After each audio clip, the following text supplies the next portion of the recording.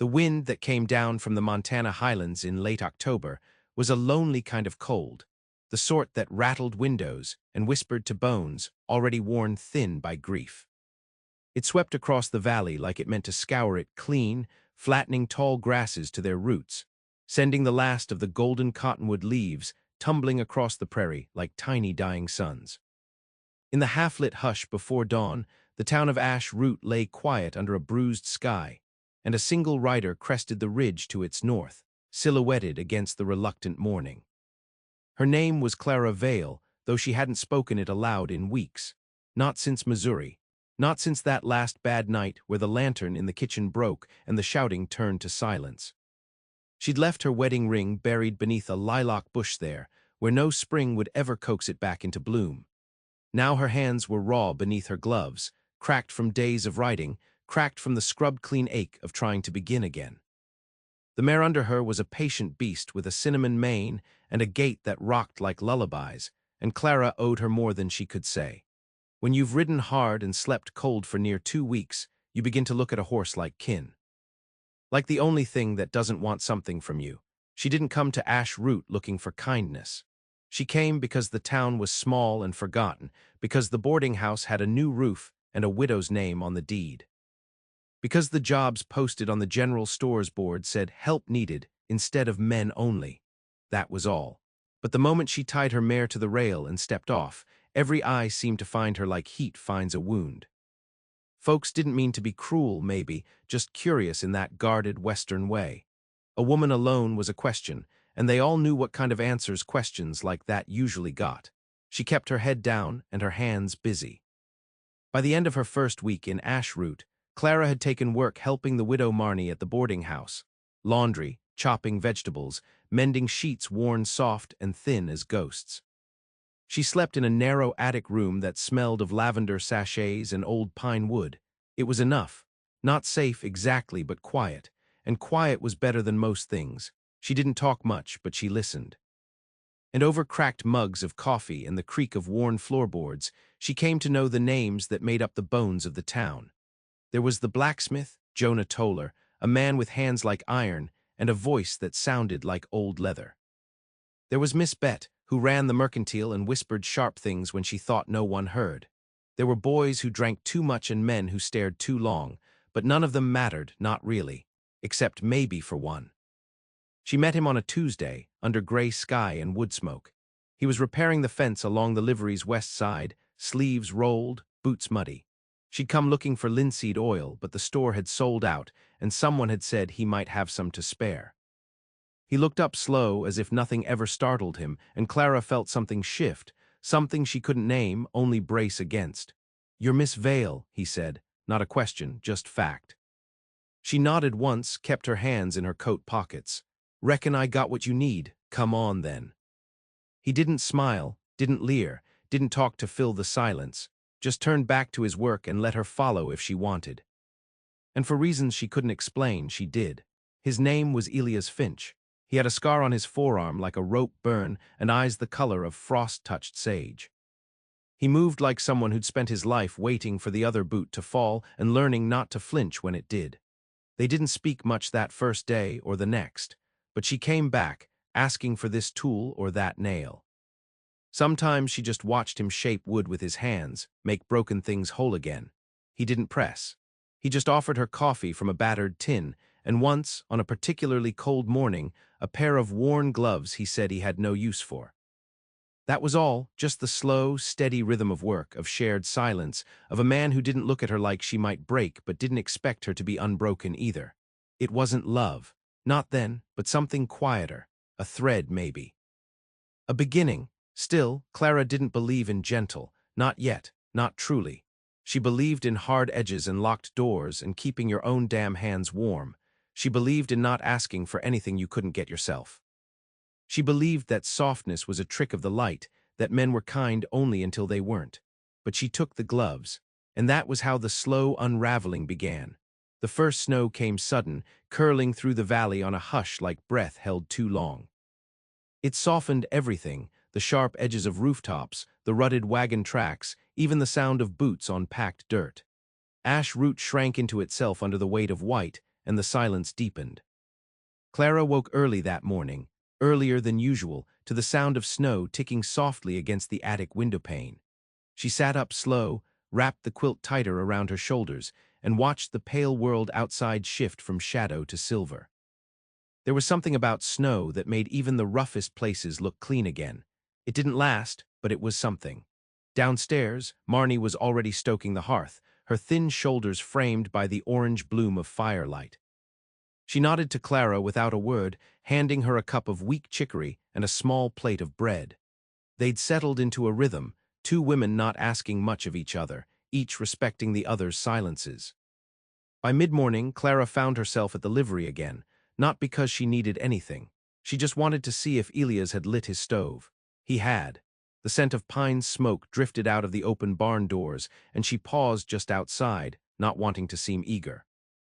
Inside, she could hear him moving, boots scuffing, tools shifting, the occasional murmur to a restless gelding. It was strange how comforting that had become. The presence of someone steady, someone who didn't try to be more than he was.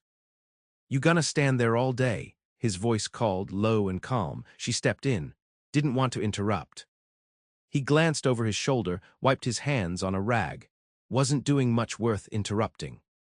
He was splitting kindling, sleeves rolled high again, jaw rough with a couple days' beard. Clara found herself watching the way his hands worked the hatchet, efficient, clean. She remembered hands like that once, different hands, different man, but memory had a way of tricking the heart. She tucked it away. "I brought you something," she said, reaching into the pocket of her coat. She didn't know why she'd done it. It wasn't like her. But last night, she'd sat at the little sewing desk Marnie let her use and stitched a simple wool scarf, brown with a single thread of red like the old riverbanks of home. She held it out like it wasn't a big thing, even though it was. He took it slowly, like someone unsure what he was being given. "For your neck," she said. "It's cold." He ran a thumb over the stitching, then looked at her, not through her, not past her, but at her. "Thank you, Clara."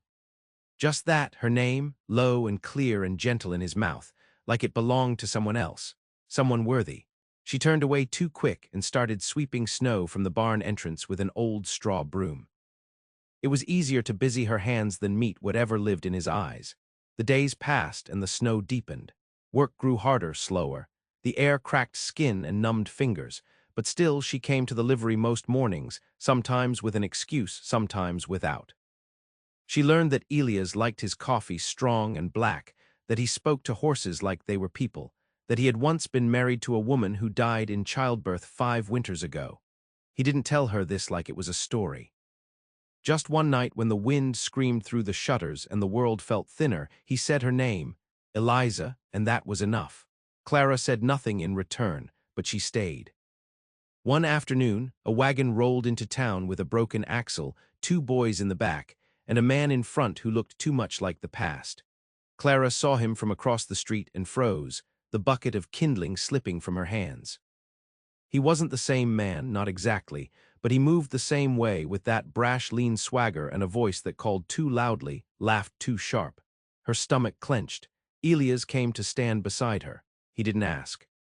Just followed her gaze, then laid a hand on her shoulder, not possessive, not forceful, just there, a tether, a signal. "You all right?" he asked, voice like low thunder. She wanted to lie, but something in her wouldn't. "No," she whispered. "But I will beat." And he didn't push, didn't press. He just kept his hand there a moment longer than needed, and that was the closest thing to safety she'd felt in years. Winter settled in hard after that. Days turned short and nights turned cruel. Pipes froze. The creek vanished under ice. Folks gathered closer at the church and the store, spoke in hushed tones about wolves and dwindling flour. But even then, even in the grip of that cold, Clara began to feel something she hadn't dared name since Missouri. Since long before. A kind of thaw. It didn't come all at once. It came in pieces. In Elias fixing her door latch without being asked. In the way he carved a little wooden sparrow and left it on the stairs, no note, no mention. In the time he bandaged her palm when she cut it on a broken jar, his hands warm, his touch steady. He never asked about her scars, and she never asked about his, but they knew them all the same. One night the stove in her attic went cold. The wind howled fierce, and the attic walls breathed like lungs. She didn't mean to go to the livery, but her feet carried her there anyway. The snow was high, the town asleep. She opened the barn door and found Elias sitting by the stove, wrapped in an old wool blanket, book in his lap. He looked up surprised but not unkind. "I shouldn't be here," she said, voice small. "You are," he said simply. "That's enough." And he held out the edge of the blanket. She didn't move for a long time. Then she did. She sat beside him, close but not touching, and he didn't reach for her. He just let her be. And they sat that way for a while, the fire snapping soft, the night closing around them. She didn't believe in gentle, not yet. But something in her shifted that night, just a little, like a frozen river remembering how to move. The thaw began not in the air but in the heart, as quiet as sap rising under bark, unseen. Snow still lay deep across the valley, and Ashroot moved through winter like a half-slept dream, but something inside Clara had begun to warm. Not quickly, not all at once, but enough. She rose earlier now, often before the sun, walking the path to the livery with a small lantern in hand, her breath making ghosts in the dark. She no longer needed pretense to visit Elias. She brought coffee sometimes, or bread if Marnie had extra. Once she brought a spool of copper wire and helped him mend the door latch on the stall for the blind Appaloosa he favored. They spoke more than they used to, though still not much. The space between their words was tender, unhurried, like two people learning the shape of something sacred. Then came the fever. It swept through town like fire in dry brush, starting at the Granger place and moving down through the schoolhouse. Children first, then mothers, then men. Clara heard the coughs before she saw the pale faces, the tightened jaws. Ashroot didn't have a doctor, only a tired old preacher who kept a ledger of herbs and tinctures, and a woman named June who stitched up cuts and knew how to lower a fever with vinegar and hope. Clara didn't flinch. She'd seen worse. She helped June without asking, rolled up her sleeves, moved from house to house with cloths and cool water. Elias stayed with the horses, caring for the animals folks had no time to feed. Together they became part of the town in a way they hadn't been before, not just two ghosts passing through. They were necessary now, seen. Then Marnie caught it. Clara stayed at her bedside through 3 long nights, coaxing her to drink, wiping sweat from her brow. She didn't sleep, only dozed upright in a wooden chair, her back aching, her hands raw from washing linens.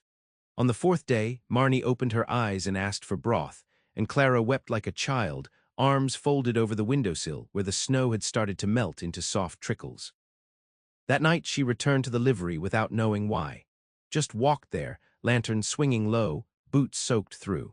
She found Elias sweeping the last of the hay into a corner, his face drawn with weariness but his eyes alight when he saw her. She didn't speak. He set the broom down and crossed to her, and without asking, without words, he wrapped his arms around her. It wasn't tight, it wasn't desperate. It was slow, reverent, careful.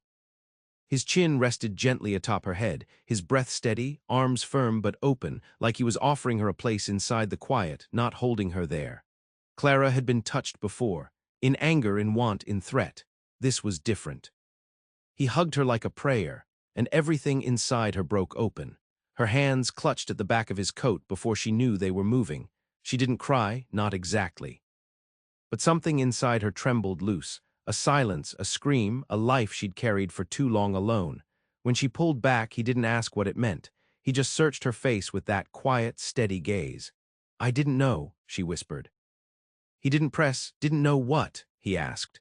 She looked away, out toward the falling snow, then back at him. That it could feel like this, that someone could hold you and not want to own you. He said nothing, only nodded once, slow. She could see it in him. That same ache, that same weariness, that same long road behind his eyes. The barn was warm with firelight and the scent of pine, and the horses shifted gently in their stalls, hooves muffled by straw. "You should rest," he said. "I will," she replied, "just not yet." He didn't ask her to stay. She did anyway. That night, Clara lay on the old cot he kept in the tack room, wrapped in a wool blanket that smelled faintly of cedar and smoke. Elias sat in the doorway, book forgotten in his lap, watching the snow drift across the lantern light. They said nothing. They didn't need to. And in the stillness, Clara felt something settle deep in her chest, a truth as steady as his presence beside her. She had survived. But now she was learning how to live. The fever passed, leaving the town hushed in its wake.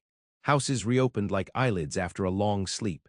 Children's laughter returned in bursts, thin and raspy at first, like songbirds remembering their notes after winter's hush. The snow began to rot at the edges, receding in wet veins through alleyways and across the brittle fields. And in that slow return to color and life, Clara found herself standing taller.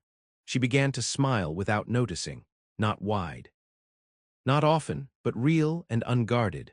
One morning she walked past the river bend where the ice was breaking up, the sound like glass cracking underfoot. She saw a red fox dart through the trees, its fur blazing against the snow. She paused and watched it vanish without fear or farewell, and something about that moment, wild, unclaimed, stirred her. She thought of how long she'd spent making herself small, silent, invisible, how long she'd lived as prey. That night she brought Elias a tin of honey biscuits. They sat by the fire in the livery again, closer now, shoulder brushing shoulder. He was carving a piece of sycamore, careful with each motion. She watched his hands. "You always making something," she said. He glanced over. "Not always. Sometimes I just fix what's broken." She swallowed once, throat dry. "What if it's too broken?" His carving paused, then resumed. "Then I start again." They sat a while longer, fire popping. She watched the way the light touched his face, softened his edges. There was something in him, something deliberate and still. She hadn't known a man could hold such stillness. He handed her the carving without looking up.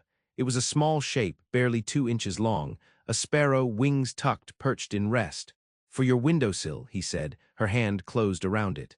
"Why a sparrow?" He shrugged. "They survive." The days stretched longer. The sun hung later in the sky, and Clara began to walk without purpose, just to feel her legs move. She met Elias sometimes outside town, at the edge of the woods, where the pines began and the wind carried the smell of thawing loam and moss. He brought her to a hollow he liked, a hidden place where the creek made a bend and the world felt untouched. They didn't speak much there, only sat and let time pass through them. Once, he reached over and took her hand. Didn't say a word, just held it palm to palm, the way someone might hold water they were afraid to spill. She didn't pull away, but healing is never a straight line. In the first blush of spring, word came that a traveler had passed through from the east, a wiry man with a broken tooth and a scar above his brow. He asked about Ashroot. Asked if anyone had seen a woman with pale hair and a limp in her right foot. Marnie told Clara that night in the kitchen, voice low, cautious. Clara didn't say anything, just stood there, fists clenched at her sides. Later she sat alone beneath the cottonwood behind the livery. The wind had picked up, brushing dry leaves against her cheeks. The scar on her thigh ached. Elias found her there. "Is it someone you knew?" he asked. She nodded. "Do you need to leave?" She looked at him long and slow. The answer used to be yes, always yes, before the question even finished, but not now. "I don't want to run anymore." Elias didn't nod, didn't offer comfort. He just sat beside her, his presence the only shield she needed. That night she wrote a letter, not to the man searching, to herself. She wrote everything she remembered, everything she had borne. She folded it, walked to the edge of town, and burned it in a tin pail. The flames caught quick and wild, a brief flare of orange and blue. When she turned to walk back, Elias was there, waiting. He didn't ask what she'd done. He just said, "You're not alone in this." And she believed him. For the first time, truly, she believed, not just in him, but in the life they might shape together, not perfect, not unscarred, but honest, and maybe even gentle. Spring came slow and cautious to Ashroot, as though the earth itself remembered the bite of past winters and hesitated to stretch too far. But it came all the same. The creek swelled with meltwater. Green tips poked through the black soil in the churchyard. And in the evenings, the sky wore colors Clara had nearly forgotten, rose, lavender, bruised orange, and they seemed to linger longer, as if reluctant to leave. Clara began planting things. She took over the narrow strip of dirt behind the boarding house, kneeling down in it each morning with dirt under her fingernails and a low hum in her throat. It started with beets and cabbage. Then a few lines of wildflower seeds she'd bartered from Miss Bet. Something about coaxing life out of cold ground steadied her. The rows she marked with twine grew straight, and even, her hands no longer trembling like they used to. Elias built her a trellis from old fence posts, didn't ask, just brought the wood, knelt beside her and sank it into the earth. She didn't say thank you. She looked at him a long moment and touched his hand once. That was enough. He started walking her home at night now, not always. Just when the wind turned sharp or when boys from the saloon got too loud. No words about it, just a presence at her elbow, quiet and constant. Then came the church fire. No one knew how it started. Some said a lantern fell. Others whispered about a stove left burning. Clara was helping June change dressings when she smelled the smoke, sharp and biting. She ran with the rest of the town, buckets passed hand to hand, the air thick with cinders. Flames clawed high into the dark, licking at the steeple like fingers bent in prayer. Elias found her in the crowd, his coat already singed, soot on his cheeks. He shouted something she didn't catch, then grabbed her arm and pulled her back just as the roof caved in. The heat threw them both into the dust. Later, coughing, shaking, her palms scraped raw from a fall, she turned to him in the glow of the dying fire. "I thought you were inside," she said, voice rasped thin. He looked at her, and in his eyes was something unspoken and clear, not fear. "Not relief, need. I wasn't," he said. "I was looking for you." The fire was out by morning, but it left behind a hollow in the heart of town, blackened boards and the scent of smoke that clung to skin like memory. That afternoon, Elias came to her with a piece of wood from the ruin. It was charred at one end, but the grain still held. "I'm going to carve something from it," he said. "Make it mean something new." She held the weight of it in her hands, and it felt warm somehow. "Then I'll help," she said. The days turned softer. Clara moved into the rhythm of planting and mending, of tending what grew. She and Elias began to speak more openly, though still in that careful way of people who had learned not to expect kindness. They spoke of their pasts, not in full, but enough. She told him about the man in Missouri, about the hands that bruised and the voice that bent her into silence. He didn't flinch, just said, "He doesn't get to keep any part of you." Not anymore. And in that moment she believed it. She asked about Eliza once, the woman he'd lost, not out of jealousy, out of respect. She liked bluebells, Elias said, eyes far off. And she believed people were better than they were. "You still believe that?" He paused. "I believe some people are." She didn't reply, only reached across the table and touched his fingers. That night he asked her to dance. There was no music. No crowd, just the two of them in the livery, lit by lantern light. He held out a hand, awkward and unsure. "I ain't danced in years," he said. "Me neither." They moved slow, barely more than a sway, her cheek against his shoulder. His breath warm against her temple. The horses shifted nearby and the lantern flickered. She'd been held before, by men who wanted to own, to devour. But this was different. Elias held her like a promise, like something worth waiting for. Like a prayer still being whispered into the dark. She didn't pull away. She stayed. By midsummer, the fields beyond Ashroot had turned to a golden hush, and Clara Vale no longer startled at every footfall behind her.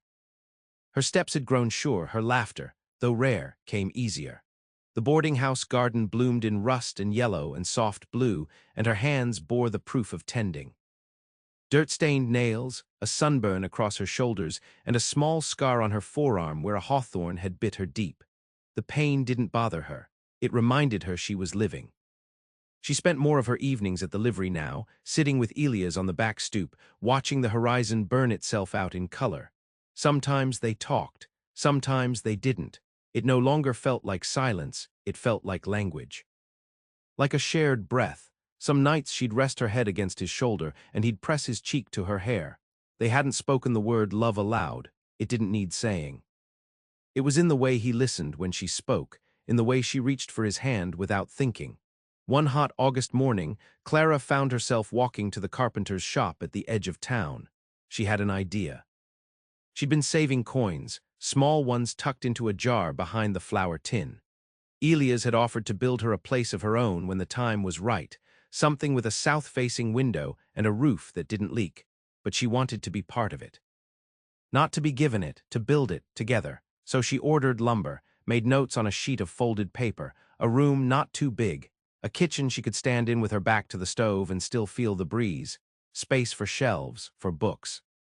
For peace, when she told Elias, he didn't smile wide or speak in grand words.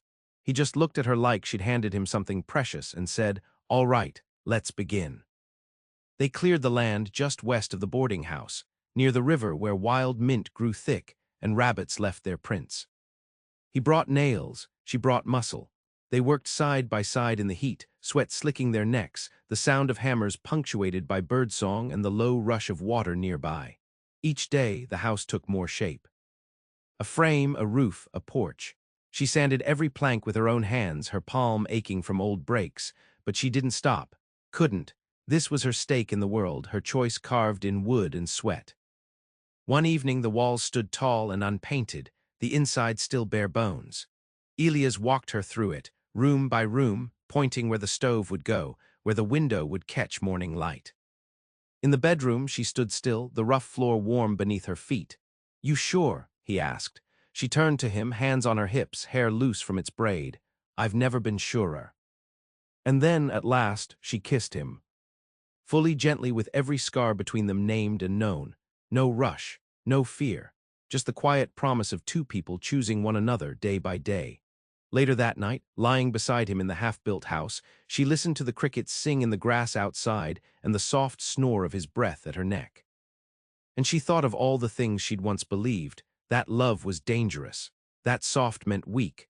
That gentle was something you had to earn or buy or owe. She didn't believe that anymore, not after Elias. He had never tried to fix her. Never tried to fill her silence with his voice. He simply stayed, steady, unshaken, as if her presence was enough, as if she was already whole. He had hugged her like a prayer, and she, at last, had become the answer. Ashroot would remember them in time. A woman who walked through fire and kept walking. A man who carved kindness out of grief. A house that rose like a hymn beside the river, where the light was long and the days were slow. And a love that didn't shout or demand but endured, soft, strong, unbreakable.